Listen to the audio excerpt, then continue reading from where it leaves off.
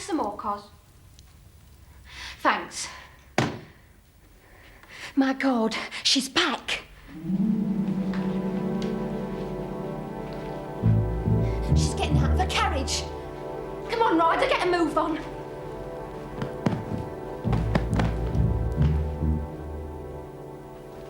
All right, Donna. Yeah. Look lively. All right. Get a move on. All right. The lady, she won't want workmen under her feet. Yeah, all right. I finished, don't worry. Quick job, like you said. Hurry up.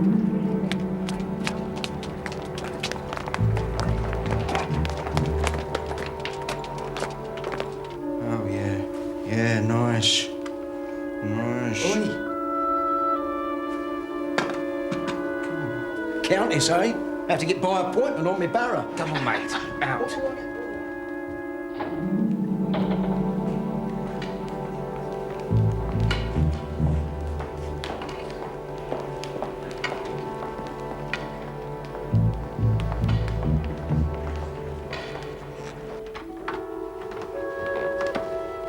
All right.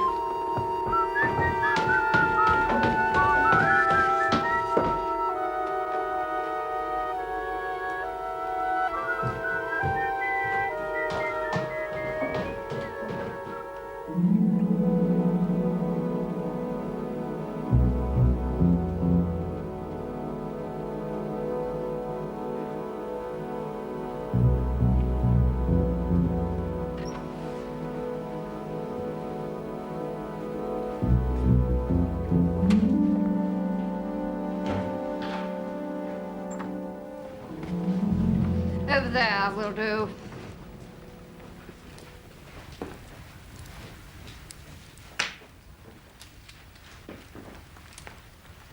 Here.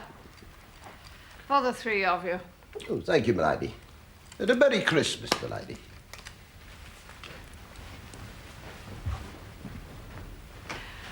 Ring for tea, Cusack. Yes, my lady. I need something to sustain me. I do find preparing for Christmas quite an ordeal. Yes, my lady. And then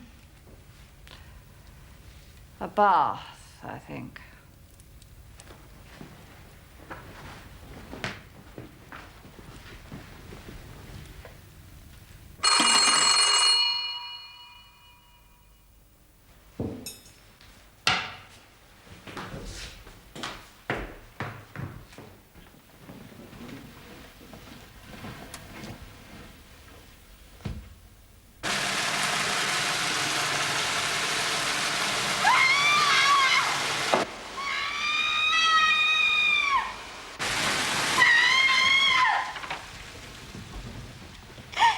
Lady?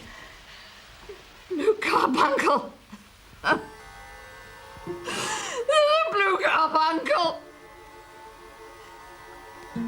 Stolen.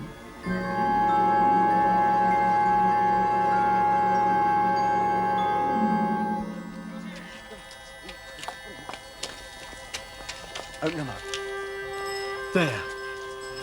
Oh, John! She'll love it. It's beautiful. Just like her mother. Well, can we afford it, though? I told ya. I made a nice little bob or two lately, even if I hadn't. It's Christmas. You're a good man, John Horner. I'm a lucky man. Wife and kids like I've got. Means as good as a king. So, it's the doll for the girl and the boat for the boy, right? Right. Spending the loot already, are we, Horner? What do you mean?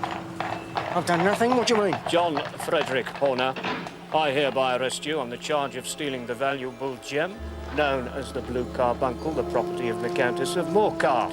Anything you say... I didn't do it, I tell you, I didn't do it! It's no use, Horner.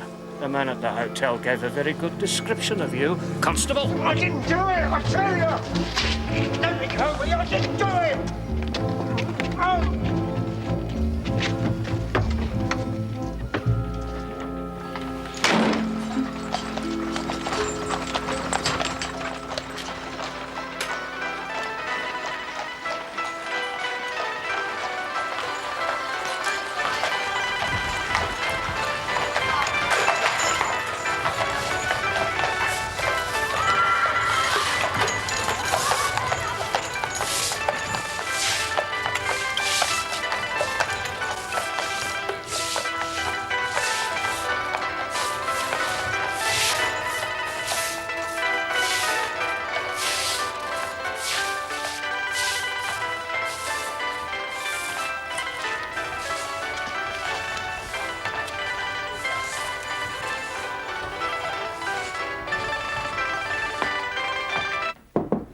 Mr. Holmes!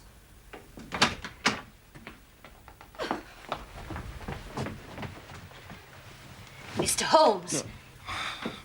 Mr. Peterson, the commissionaire from opposite. Oh, please, He'd like a word go with you. away.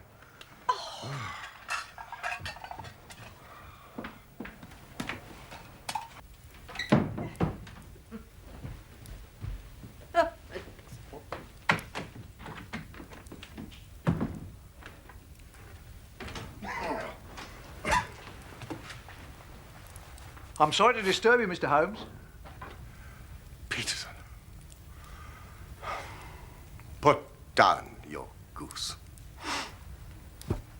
And your hat. It's a fine purchase. I myself favor a goose for Christmas dinner.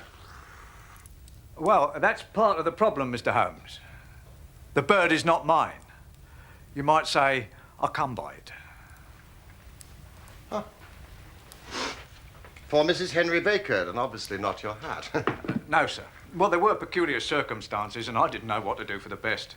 It hardly seemed to matter for the police. So I talked to the wife about it, and she suggests I'll come and see you. Not the wise, Mrs. Peterson. Sit down, my dear fellow, and describe these peculiar circumstances to me. Well, sir, it was like this. Last night, I was on my way home from a little celebration. Well, at this time of the year, some of us commissionaires meet to wish each other the season's greetings. Exactly. The season's greetings. Oh, you're a top, sir. Oh, your good health, sir. Well, as I was saying, I was on my way home when I came across what you would only describe as a fracas.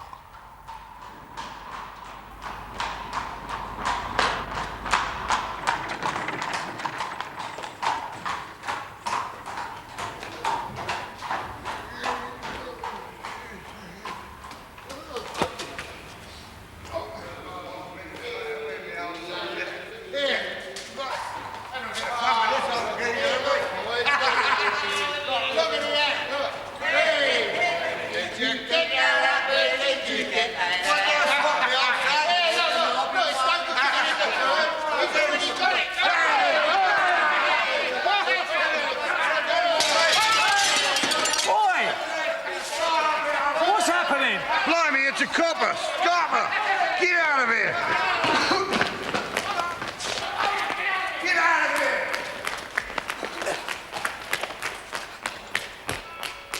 I'm trying to help you, man!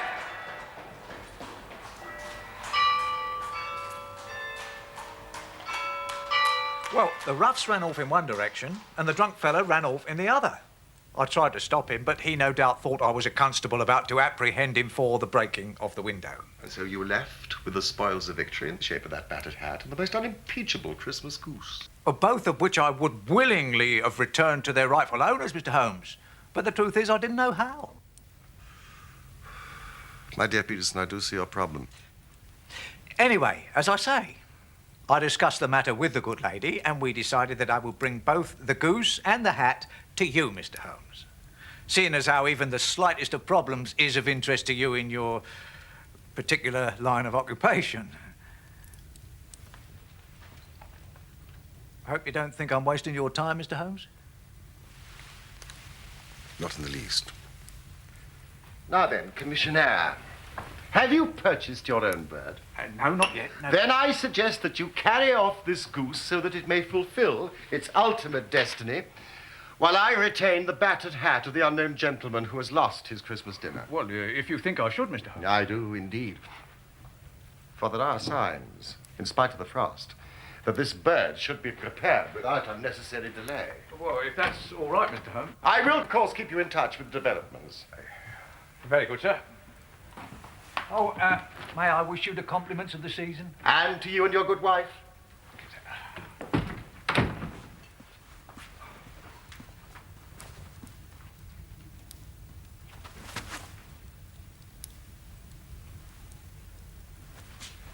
But you still haven't found the jewel. Not yet, no, my lady. But we do have the man Horner. Or have a clue as to its whereabouts. And I think we may assume that he had one accomplice, if not more. Well, what of that? Contrary to popular fiction, my lady, there is very little honour amongst thieves, and even less with the right inducement. Inducement? Do you mean a reward? Yes. Why should I offer a reward? In my experience, and it is considerable, I have found that the offer of a reward would very soon set the greedy cat amongst the criminal pigeons. Well? I should be very surprised if I did not gain a result within 24 hours. How much? Holmes? Oh, you're up. The Countess of Morcar is offering £1,000 for the return of the blue carbuncle. Inspector Bradstreet of B Division is in charge of the case and has arrested Mr. John Horner, a plumber aged 36, who protested his innocence in the strongest terms. Circumstantial evidence was so strong that the case has been referred to the assizes. Horner, who showed signs of intense emotion during the proceedings, faded away at the conclusion and was carried from the court. Oh, excuse me, you are engaged. I am interrupting your study of that hat. No. The matter is a perfectly trivial one. But there are points in connection with it which are not devoid of interest, even of instruction. I suppose that, homely as it looks, that thing has some deadly story linked to it. That is the clue which will guide you in the solution of some mystery and the punishment of some crime. No. It is just one of those whimsical little incidents that will occur when you have 4 million people all jostling each other within the space of a few square miles. So what do you gather from that? Battered old felt. You know my methods. What do you yourself gather as to the individuality of the man who has worn this particular article? It was accompanied by a goose, Watson. For Mrs. Henry Baker was printed upon a small card attached to the bird's left leg.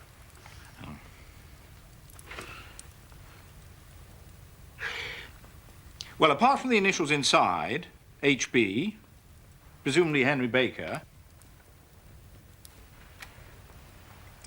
I can see nothing. On the contrary, Watson, you can see everything. But you fail to reason from what you see. You are too timid in drawing your inferences. Then, pray, tell me what it is that you can infer from that hat. That the man is highly intellectual is, of course, obvious. And also that he was fairly well-to-do within the past 3 years, although now he has fallen upon evil days. He had foresight, but less now than formerly, pointing to a moral retrogression, which, when taken with a decline in his fortunes, seems to indicate an evil influence. Probably drink. This may account also for the fact that his wife has ceased to love him. My dear Holmes. He has, however, retained some degree of self-respect. Now, he leads a sedentary life. He's out of training entirely. He's middle-aged, has grizzled hair, which he has had cut within the last few days, and which he anoints with lime cream. It is also highly improbable that he has gas laid on in his house. Yeah, well, now you are certainly joking. Not in the least. Well, I have no doubt that I'm very stupid. For example, how do you deduce that the man is intellectual? It is a question of cubic capacity. A man with so large a head must have something in it. Well, the decline in his fortunes, then? These flat brims with the curled edges came in 3 years ago. It is a hat of the very best quality, Watson. Look at the band of ribbed silk and the excellent lining. If this man could afford so expensive a hat 3 years ago and has had no hat since, then he has assuredly gone down in the world.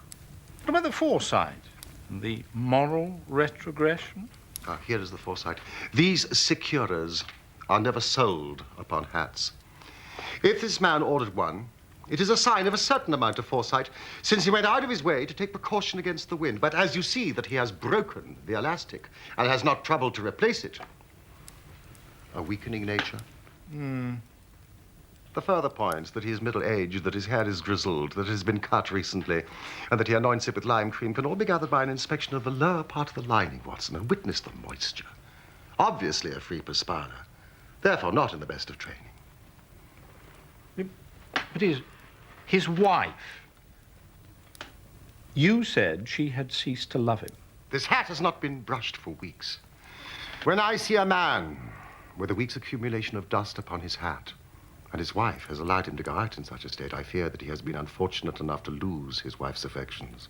But he might be a bachelor. Nay, but he brought a goose as a peace offering to his wife. Remember the card attached to the bird's leg? Yes. Well, you have an answer to everything. Just a minute, just a minute. How do you deduce that there is no gas laid on in his house? One tallow candle stain, or even two might come by chance, but when I see Watson, no less than 5. He never got candle stains from a gas jet, Watson. Are you satisfied? Well, it's all very ingenious. Mr. Holmes, the goose. The goose, Mr. Holmes. Well, what of it, man? Has it come back to life and flapped off through the kitchen window? No, sir, no, sir. But see what the wife found in its crop. By Jove, Peterson. This is a treasure trove indeed. You know what you've got. A diamond. Precious stone, but it cuts glass like it was putty. It is more than a precious stone. It is the precious stone. The Hotel Cosmopolitan robbery. The Blue Carbuncle. The Blue Carbuncle indeed.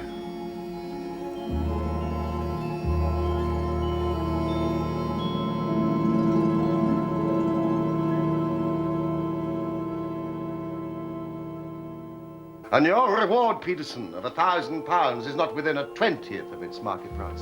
£1,000? Oh, Lord have mercy.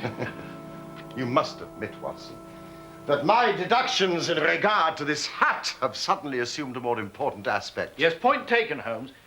Now, the question for us now to solve is to trace the sequence of events from a rifle jewel case at the one end to the crop of a goose at the other. There is the stone. The stone came from the goose. The goose came from Mr. Henry Baker, the gentleman with the shabby hat and all the other characteristics. So now we must set ourselves very seriously to finding this gentleman and to ascertaining what part he had to play in this little mystery. Found. At the corner of Goodge Street, a goose and a black felt hat. Mr. Henry Baker can have same by applying at 6:30 this evening at 221B Baker Street. Clear and concise. Yes, very, but will he see it? Well, I'm sure he will keep an eye on the evening papers. For the poor man, the loss was a heavy one. Oh, Peterson. Just nip down to the advertising agency and have this put in all the evening papers. Which one, sir? The Globe, Star, Pall Mall, St. James Gazette, Echo, Evening News, Standard, and all the others that may occur to you. Right away, sir. And the stone? I shall keep the stone. Thank you, Peterson. Yes, sir. Oh, and Peterson. Would you pick up a goose on your way back? Give him the money, will you, Watson? We must have something to give Mr. Henry Baker to take the place of the one that your family will very soon be devouring. Oh, thank you, sir. £1,000? £1,000. £1,000.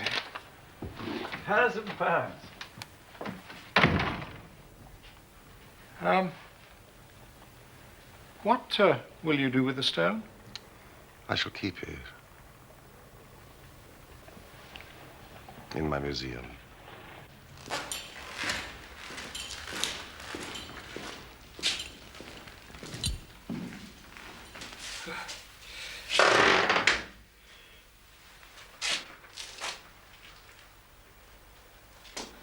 Well, Horner, her ladyship is not at all pleased with me. You might be under lock and key, but she'd rather her blue carbuncle was. Never took it, Inspector. What is it? Yes. Well, tell me what you did with it, and I'll put in a good word at your trial. But if you don't... I've been on the straight for years, ever since I married Jenny. If you don't, and when the judge hears about your previous conviction, you might never see your pretty wife again. I've got you, Horner, but I need that jewel. It's a bonny thing. Just see how it glints and sparkles. Of course, it is a nucleus and focus of crime. Every good stone is. They are the devil's pet baits. In the larger and older jewels, every facet may stand for a bloody deed.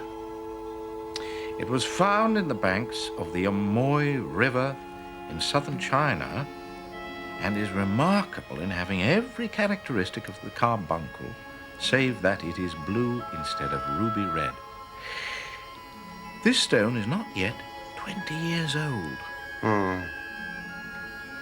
In spite of its youth, it already has a sinister history. There have been 2 murders. A vitriol throwing, a suicide, and several robberies brought about for the sake of this 40-grain weight of crystallized charcoal. Who would think that so pretty a toy could be a purveyor to the gallows and the prison?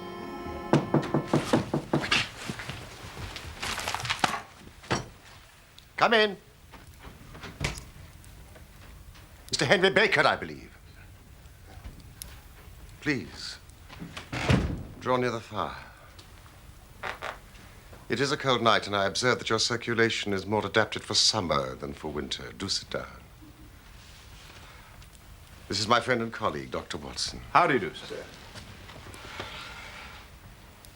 Mr. Baker.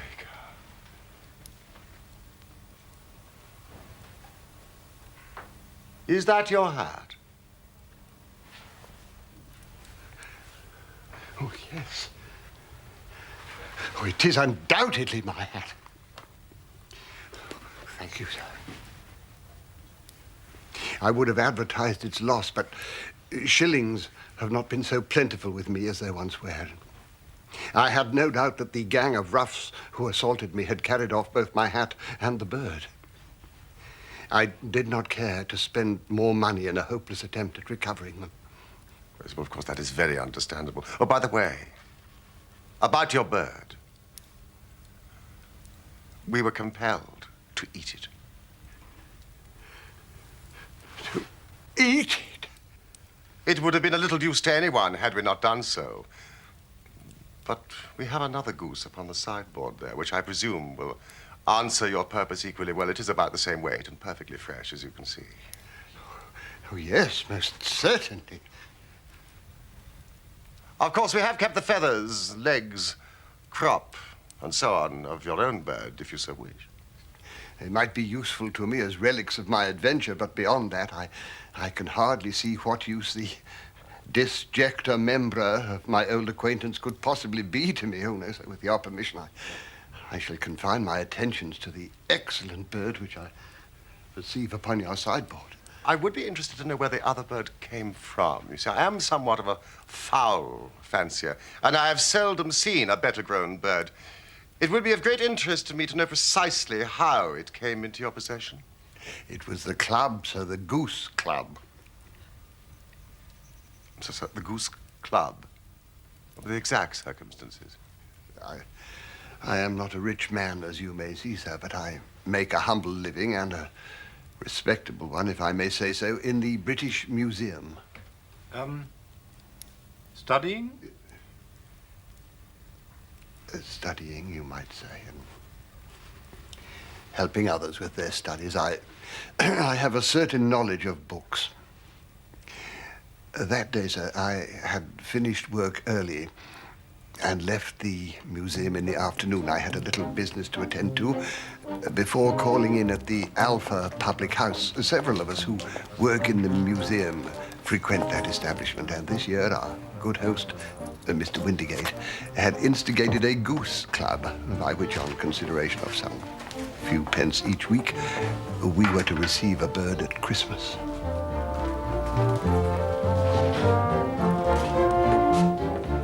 There we are, Mr. Baker. A very fine bird, as promised. A magnificent specimen indeed, landlord, eh? Put you back in a wife's good books, eh? Yes, well, she is still somewhat irked with me, I'm afraid. However, things will doubtless improve when I am once more in gainful employment. Of an academic nature, of course. Well, I have expectations. Now, I owe you one last payment of 8 pennies, eh? Struck it rich, have we, Mr. Baker? I chanced upon an acquaintance of sympathetic disposition. That is to say, I sold some of my books. Ah. Not your books, Mr. Baker. Needs must, Mr. Windigate, and at this season of the year more than ever, we must not deprive those we love. Or even those to whom we are married. And so, if you will set aside this impressive peace offering, I shall fortify myself for the fray with a large glass of whiskey and a pint of your most excellent beer.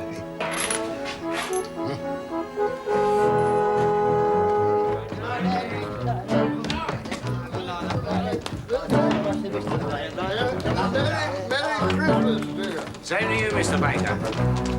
Here we are, my dear. Gracious, sir. Come on. Inside. Come in. Well, sir, on my way home, I was attacked by the gang of roughs who, I believed, had stolen the goose. My hat came off in the scuffle, but I remember little of it, save that a uniformed officer appeared on the scene, and we all made off. Yes, of course. We quite understand. In the circumstances. Well, all's well that ends well.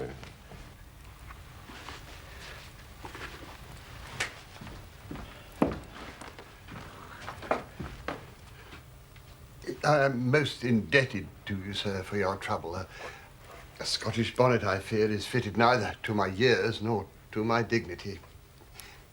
My compliments of the season to you, sir. And to you too, sir. Oh, thank you, sir. Oh, by the way, do you have gas laid on in your house? Gas? Alas, no. Jolly good. Merry Christmas. And to you both, gentlemen. Well, then, so much Mr. Henry Baker. He obviously knows nothing of the matter. Ah, Mrs. Hudson. Watson, do you need nourishment? Not particularly. Splendid. Mrs. Hudson, we shall turn dinner into supper, and we will follow up this clue while it is still hot. Which is more than the supper will be.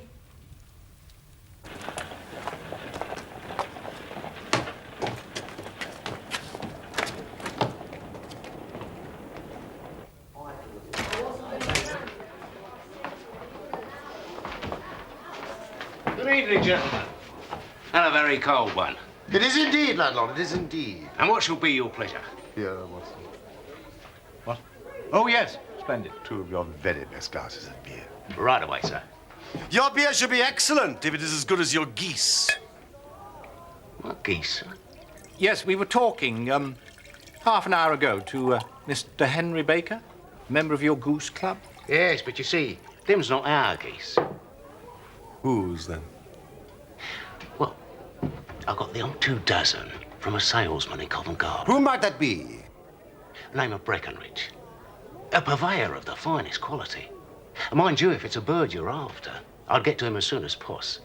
Oh, it's a very busy time of year, as you'll appreciate. Well, thank you so much for your advice. Will you have a glass of beer with us, landlord? Well, God bless you for a gentleman.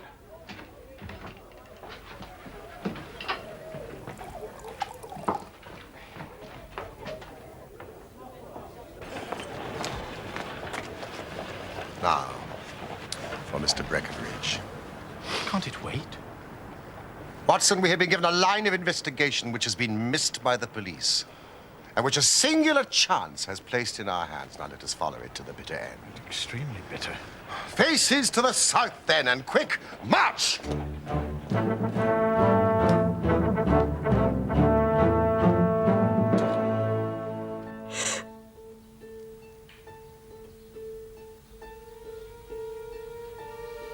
Please.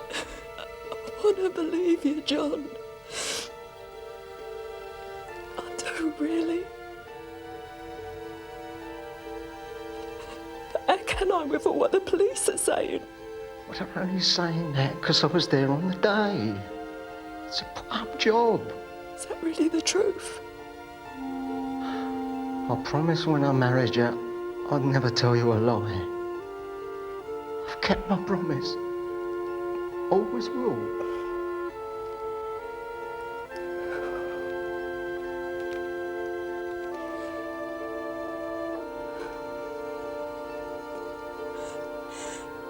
I want to believe you. Merry gentlemen, let nothing you dismay. Remember. Hello, Mum. Come and get your turkey. Here, take your tenner on a turkey. It's the last few. All fresh this morning. Got to clear them up by tonight. Where else can you get one now, eh? It's getting late, it's getting late. Here's a penny. How many times again?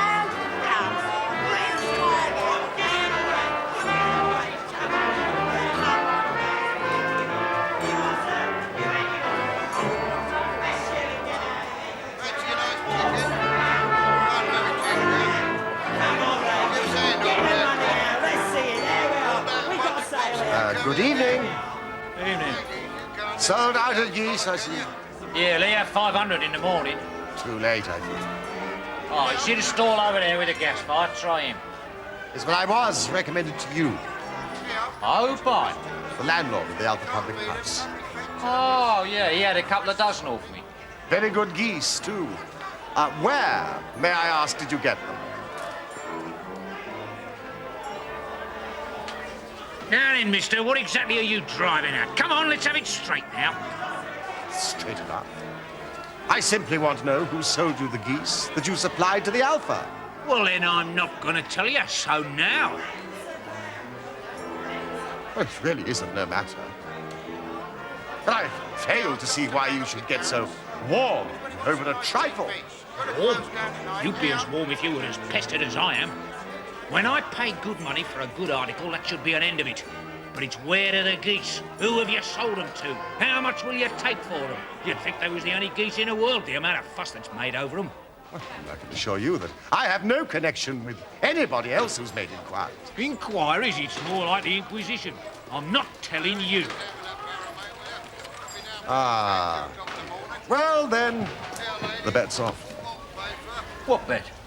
No matter. Ah. What bet? Well, I'm always ready to back my opinion in the matter of fowls. And I have a fiver with my friend here that the bird that I chose is country bred, right, Watson? What? Oh, yes, absolutely. Ah, you've lost your money then, because it's town bred. It is nothing of the kind. I say it is. I don't believe you. Come on, pay up, Holmes. What do you think I wouldn't know, me who's been handling fowl since I was a nipper? I tell you, all the birds that went to the Alpha were town bred. You'll never make me believe that. Come on, do the decent, Holmes. Will you have a bet, then? Oh, we're just taking your money. But I'll have a sovereign with you just to teach you not to be obstinate. Done! Right. Now then, Mr. Cocksure, you see these here books here? Well, this is a list of all the folk what I buy off. Now, on this page, there's all me country folk. And these on this side in red ink are all me town suppliers. Now, you read out that third name down to me. Mrs. Oakshott, 117 Brixton Road. Yeah, account number 249. Go on then, turn it up in the ledger. Mrs. Oakshott, Egan, poultry supplier. And what's the last entry? 24 geese at 7 and 6 pence. Sold to Mr. Windigate of the Alpha Public House. So, what have you got to say now?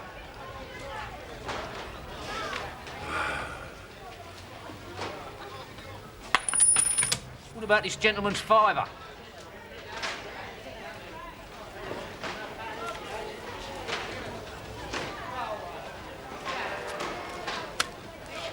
Hey, Charlie, you ever seen these boxes? Hang on a minute, I'm busy at the moment. Well done, Holmes. Shall we see this Mrs. Oakshott tonight? Oh, no, not you again. I've had enough of you. Listen, I've told you before. Clear off! Yeah, the thing is, there were 2 grey-headed geese. Now, listen, I've had enough of you and those geese. I wish it was all at the devil together. If you come pestering me any more with your silly talk, I'll set the dog on you. Now, look here. Mrs. Oakshott told me. You bring Mrs. Oakshott here, and I'll answer her. But what have you got to do with it, eh? Did I buy the geese off you? No, but one of them was mine, all the same. Well, you go and ask Mrs. Oakshott for it. She told me to ask you. You can ask the King of Prussia for all I care. I've had enough of this. Go on, get out of it. This may save us a trip to Brixton.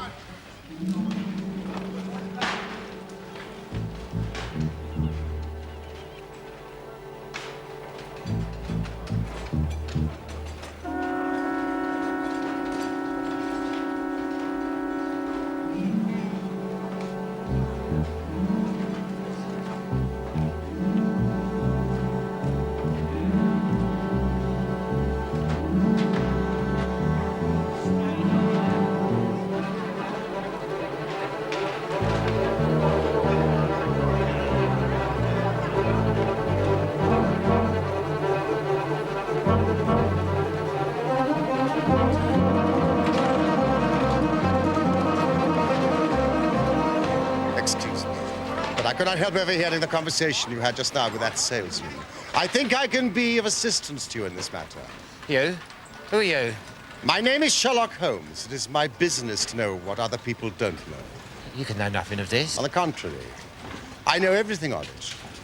I know that you are trying to find out the whereabouts of some geese sold by Mrs. Oakshott of Brixton Road to our friend, Mr. Breckenridge, over there, who in turn sold them to Mr. Windigate of the Alpha Public House. Sir, you're the very man I've longed to meet. I can hardly explain to you my interest in the matter. Then I suggest that we carry on this conversation in rather more comfort. Cap!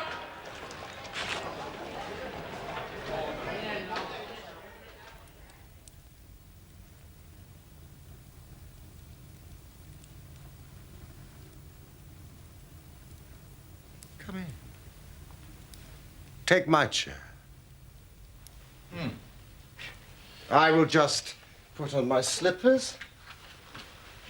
I think we should know the name of the gentleman whom we have the pleasure of assisting, don't you, Watson? John Robinson. Oh, no. Your real name. It is so awkward doing business with an alias. Well, then, Real name's Ryder. James Ryder. Yes, Mr. Ryder. Upper attendant at the Hotel Cosmopolitan. Yes. And I suppose you would like to know what happened to these geese. Or rather, one goose in particular. White with a grey head. Oh, sir, can you tell me where it went to? It came here. Here? Sadly, it is no longer here. But it laid an egg after it was dead. The bonniest, brightest little blue egg you have ever seen.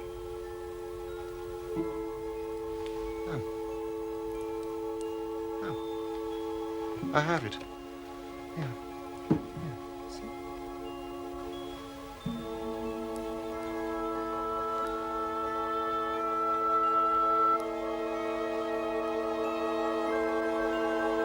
The game's up, Ryder.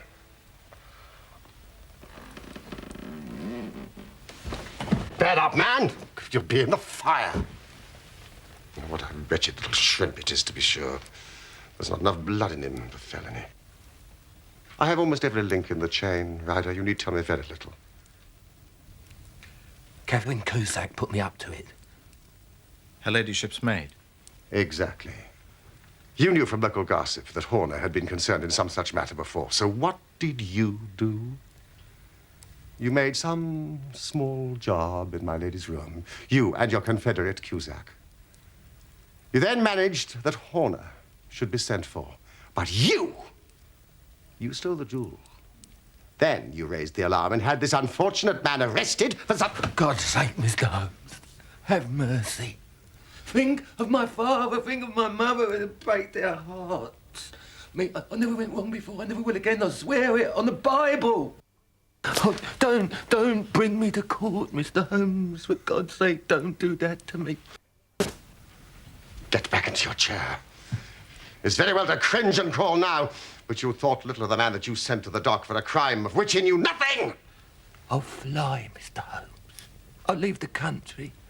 Then the charge against him will all break down.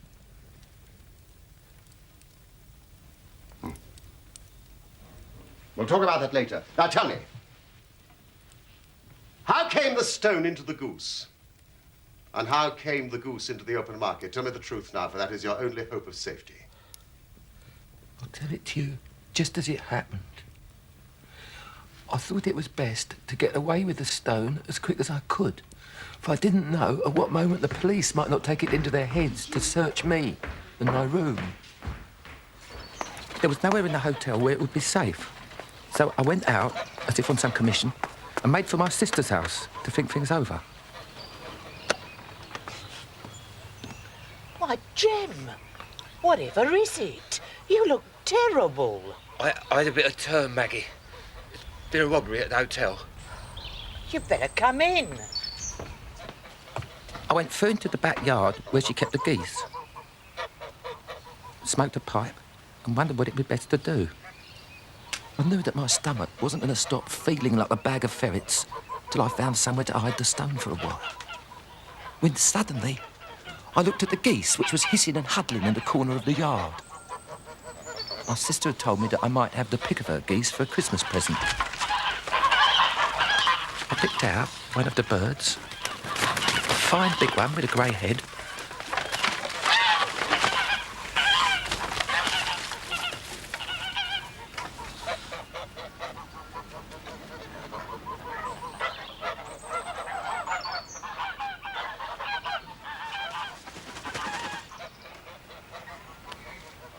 Pushed the stone down its throat as far as my finger could reach. And I thought all my troubles was over. When... Whatever are you doing with that bird, Jem? you said I might have one for Christmas. I was just feeling which is the fattest. We already set yours aside. Jem's bird, we call it. Yeah, if it's all the same to you, Maggie, I'd rather have that one I was handling just now. Well, that one's a good 3 pounds heavier. We fattened it up expressly. Yeah, never mind. I'll take the other, and I'll take it now. Just as you like. Which one is it? It's that grey-headed one in the middle. Oh, very well. kill it and take it with you. I did what she said, Mr. Holmes, and I carried the bird to my pal. We got a knife and we opened it up. My heart turned to water.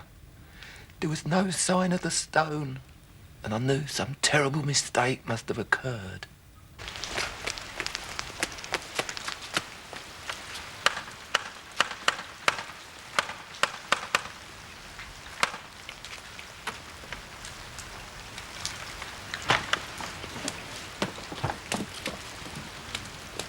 Where they all gone? To the dealers. Which dealers? Breckenridge at Covent Garden. Tell me, just tell me, was there another one which had a grey head? That's right, two. I could never tell them apart, I couldn't. But what's the matter? What's all the hurry? I ran as hard as my feet would carry me to this man Breckenridge, but he'd sold the lot, and not one word would he tell me as to where they'd gone.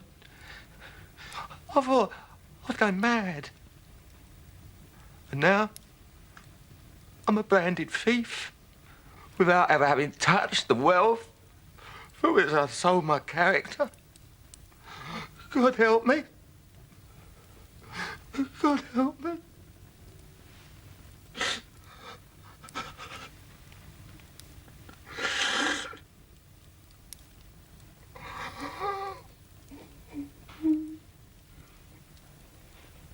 Get out. What? Heavens bless you, sir.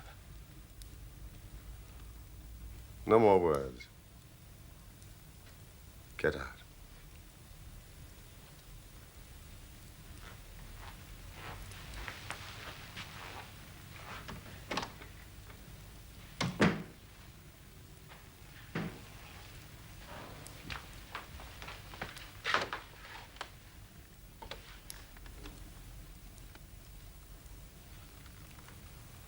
I must confess, Holmes, to being a little surprised.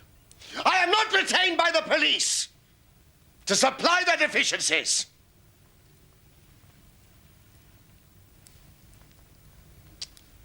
Maybe I am committing a felony, but I may be saving a soul. Send him to jail now, you make him a jailbird for life.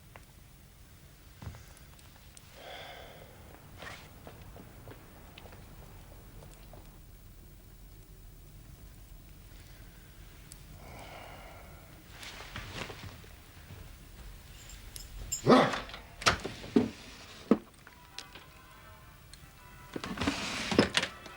listen, after all, it is the season for forgiveness. Come. Midnight. Merry Christmas, Holmes. And to you, my dear friend. Just a minute.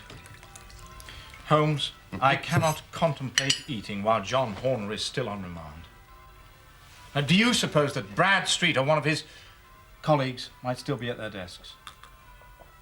You're quite right, Watson. Come, let's go.